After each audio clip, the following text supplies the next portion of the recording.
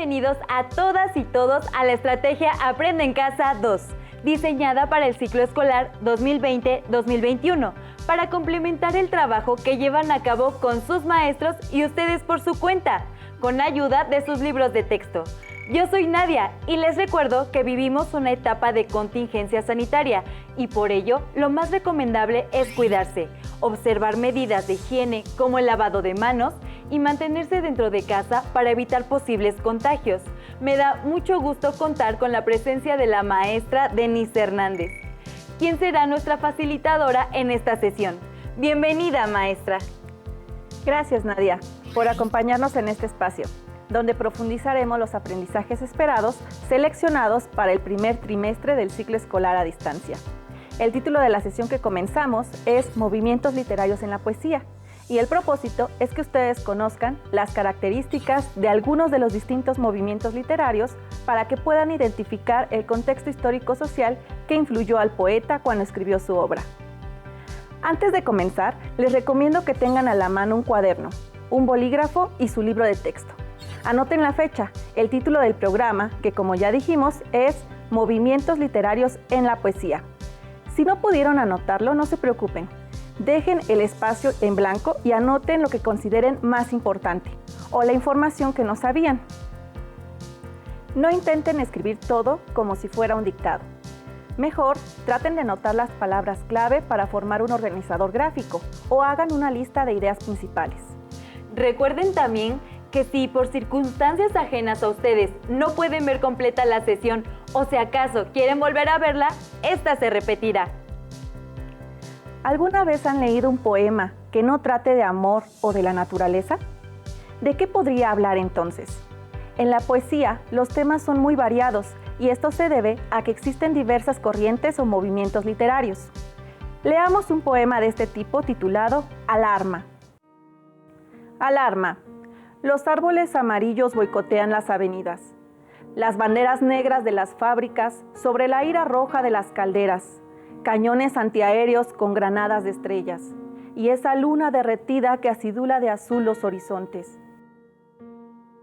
Por las calles paroxistas, la alarma riega su horror. Dios mío, la angustia estrangula todas las gargantas, y en esa laminez satánica, la elipsis de los edificios. La lujuria arrastra por mis venas todo un rosario de brasas, y el chorro brusco en tus palabras es un flagelo sádico. Maestra, ¿por qué este poema es tan distinto de otros que hemos leído en la escuela? Porque el poema que acabamos de leer es un poema estridentista, es decir, pertenece al movimiento literario conocido como estridentismo. El estridentismo es uno de los distintos movimientos literarios que conforman la literatura universal. Algunos movimientos literarios se construyen con base en ciertos principios o reglas que asientan lo que se quiere decir o transmitir a través de los poemas. Y estos principios se escriben en un documento que se conoce como manifiesto. El estridentismo pertenece a este tipo de movimientos. De hecho, vamos a leer un fragmento del manifiesto estridentista para conocer un poco más acerca de las características de este movimiento. La vida es solo un método sin puertas, que se llueve a intervalos. De aquí que insista en la literatura insuperable, en que prestigian los teléfonos y diálogos perfumados que se hilvanan al desgaire por hilos. Para hacer una obra de arte, es preciso crear y no copiar. Nosotros buscamos la verdad en la realidad pensada y no en la realidad aparente. En este instante, asistimos al espectáculo de nosotros mismos. Es necesario exaltar en todos los tonos estridentes de nuestro diapasón propagandista la belleza actualista de las máquinas, de los puentes recientemente extendidos sobre las vertientes por músculos de acero, el humo de las fábricas, las emociones cubistas de los grandes transatlánticos con humeantes chimeneas de rojo y negro anclados horoscópicamente.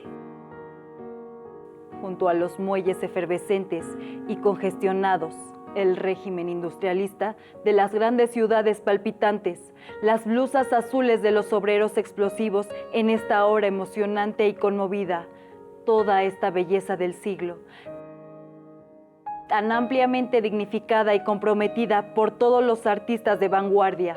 El hombre no es un mecanismo de relojería nivelado y sistemático. La emoción sincera es una forma de suprema arbitrariedad y desorden específico. Hacer poesía pura, suprimiendo todo elemento extraño y desnaturalizado. Este texto fue escrito hace muchos años, por lo que utiliza un lenguaje que podría ser complicado. Pero no se preocupen, enseguida lo analizamos juntos para comprender mejor lo que dice. El estridentismo es un movimiento artístico perteneciente al vanguardismo. En México surge casi a la par de la Revolución Mexicana, a principios del siglo XX. El manifiesto estridentista dice: la vida es solo un método sin puertas, que se llueve a intervalos. De aquí que insista en la literatura insuperable en que prestigian los teléfonos y diálogos perfumados que se hilvanan al desgaire por hilos. Esto quiere decir que los estridentistas veían la vida como algo que acontece, que sucede como lo hace la lluvia, por ejemplo, que es difícil de predecir, pues a veces parece que será una tormenta enorme y solo cae una lluvia ligera. El estridentismo surge en nuestro país en un contexto en el que se buscaba un sentido de identidad nacional. Había una búsqueda de lo mexicano. Se planteaba una lucha entre imitar o adoptar los estilos de vida de otras sociedades como la europea y lo que tendría que ser el estilo propiamente mexicano. Entonces hay una relación entre lo que estaba pasando en el país que luchaba para definirse y lo que pasaba por la poesía. En los dos casos, si entiendo bien, maestra, se quiere definir lo que es ser mexicano, lo que caracteriza al país. Sí, por eso hemos dicho desde el principio de la sesión que el contexto histórico-social influye en la poesía. Además de la importancia de definir lo mexicano, el estridentismo apuesta por ser, con los cambios y las transformaciones, por apreciar no solo la naturaleza misma, árboles, plantas, animales, sino también lo que el ser humano ha creado para transformarla. Por eso dice: para hacer una obra de arte es preciso crear y no copiar. Nosotros buscamos la verdad en la realidad pensada y no en la realidad aparente. En ese instante asistimos al espectáculo de nosotros mismos.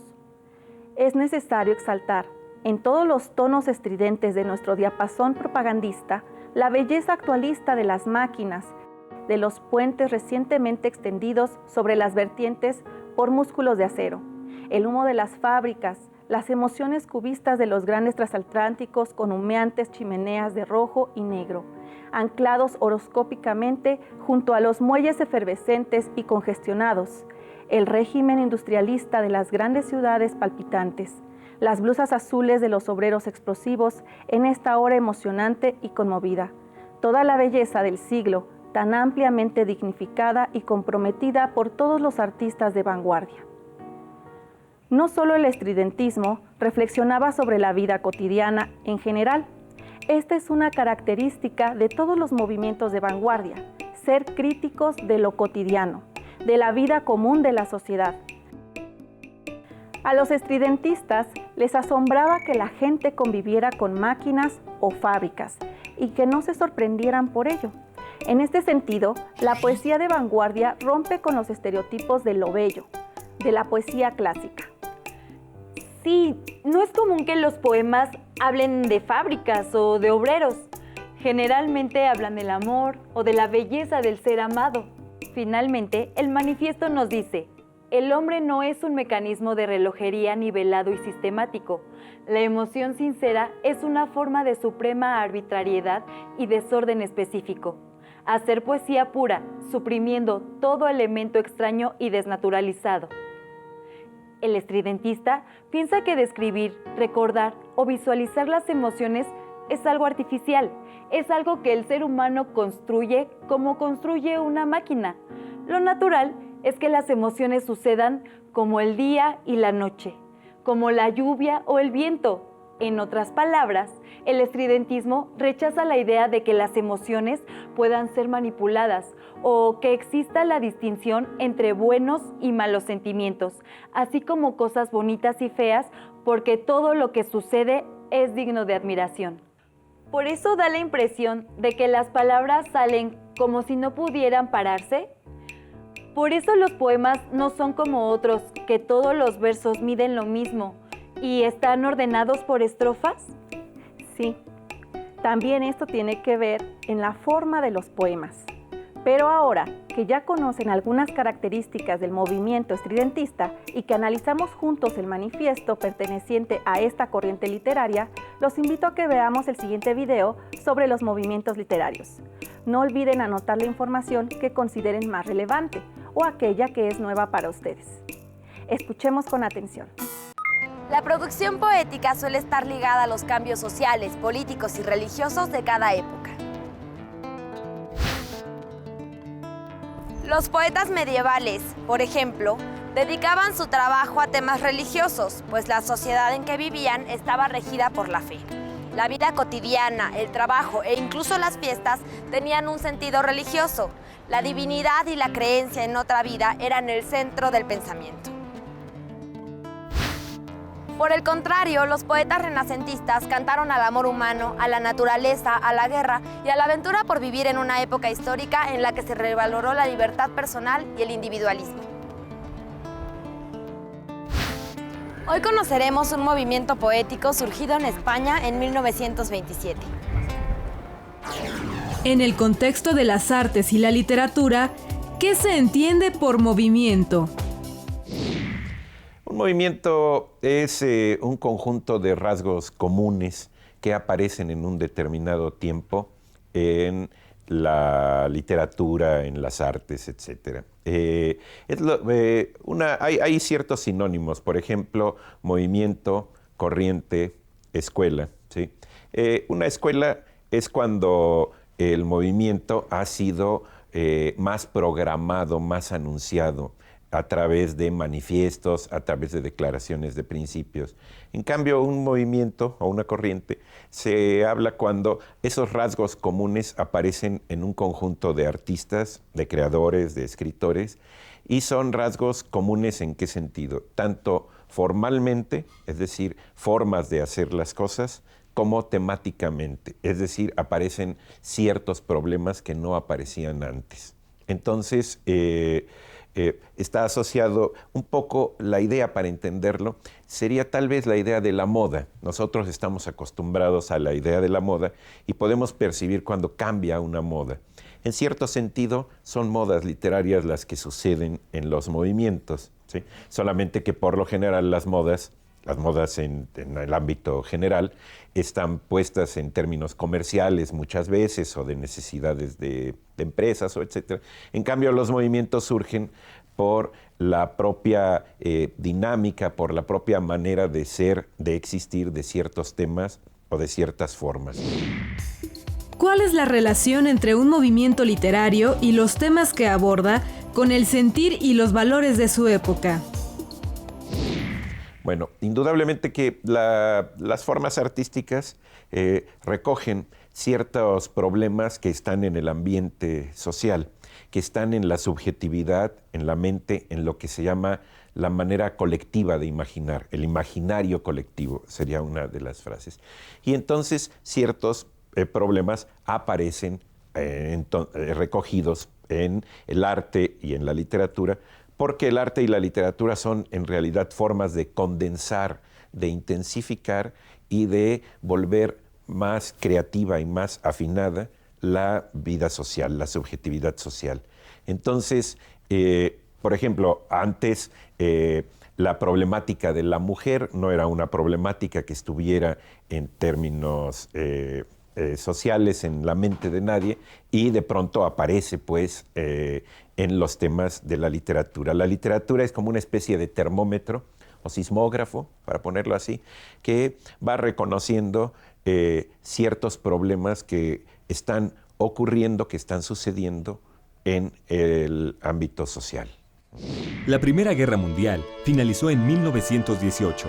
y ocasionó la muerte de más de 12 millones de personas, sin contar a los heridos y mutilados. En gran parte de Europa, los medios de comunicación y de transporte quedaron destruidos, disminuyó la producción industrial y agrícola y se generó una grave crisis económica. A esta crisis siguió la de 1929, que sumió a los Estados Unidos de Norteamérica en la Gran Depresión, la cual se extendió por una parte del mundo industrializado, generando inestabilidad política y económica.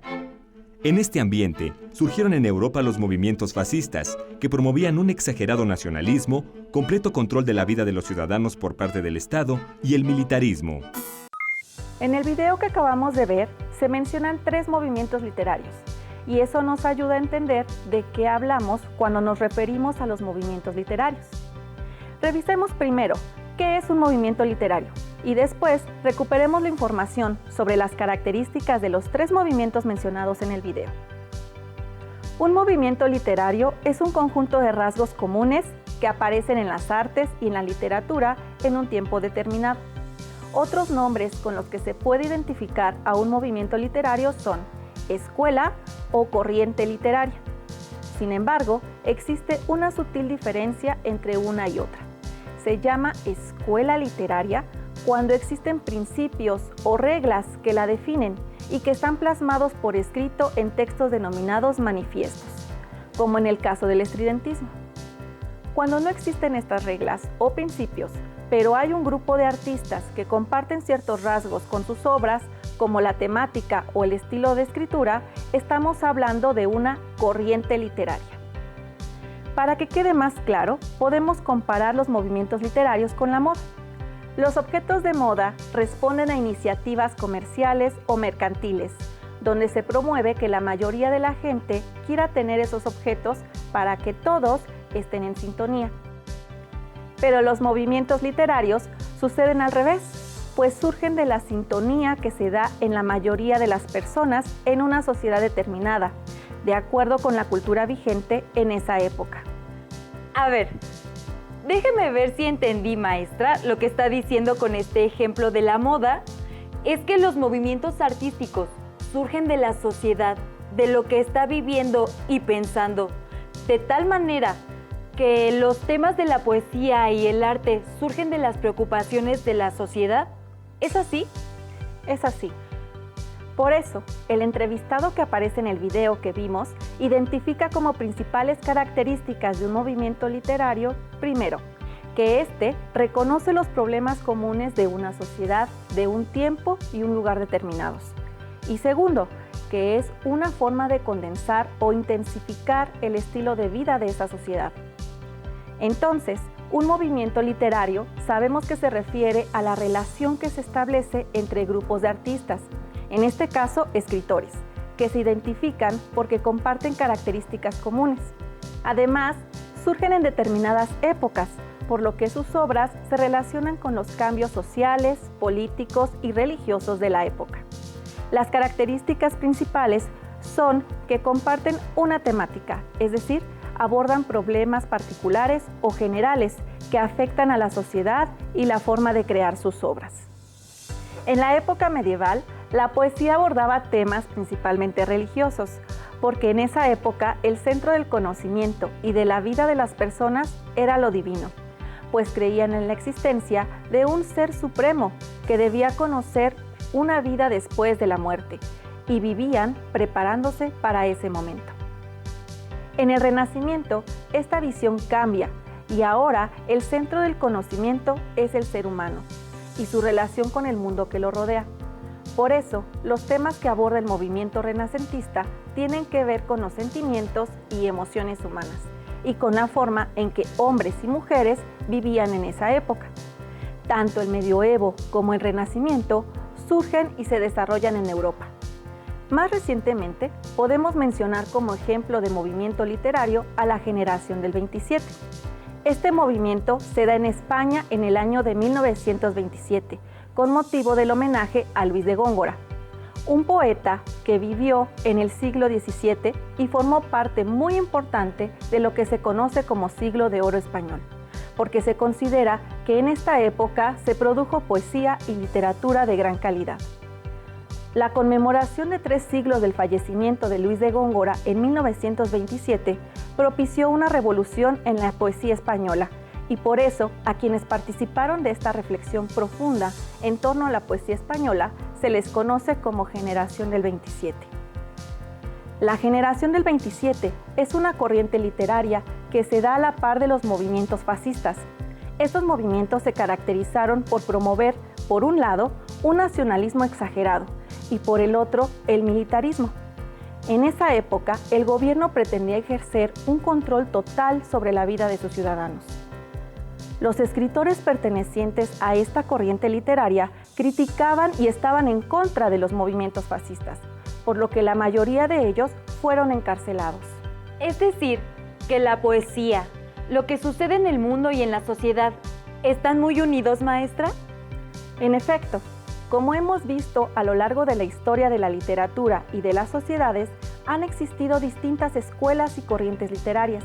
En el caso de la lengua española, podríamos ordenar cronológicamente las escuelas y corrientes de la siguiente manera: la antigüedad clásica, el medioevo, el renacimiento, el barroco, el neoclasicismo, el romanticismo, el realismo, el modernismo, el vanguardismo y generación del 27. Y me imagino que para cada sociedad las corrientes podrán ser distintas o tendrán un matiz especial, de acuerdo con lo que esté pasando en ese momento. Exactamente, muy bien.